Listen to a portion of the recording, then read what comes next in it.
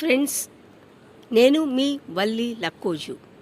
Friends, చూసారా ఆ road మీద ఒక రావి చెట్టు పైనుంచి ఒక చాలా పెద్ద గబ్బిలం అనేది కింద పడిపోయింది. సో పడిపోయి నెమ్మదిగా నడుచుకుంటూ అలాగా ముందుకి అయితే మాత్రం అలా నడుస్తూ ఉంది అది.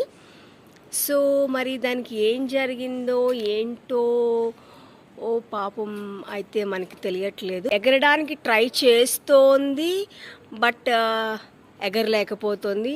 అలాగా దేకురుకుంటూ అలా అలా అలా అలా ముందుకైతే మూవ్ అవుతోంది.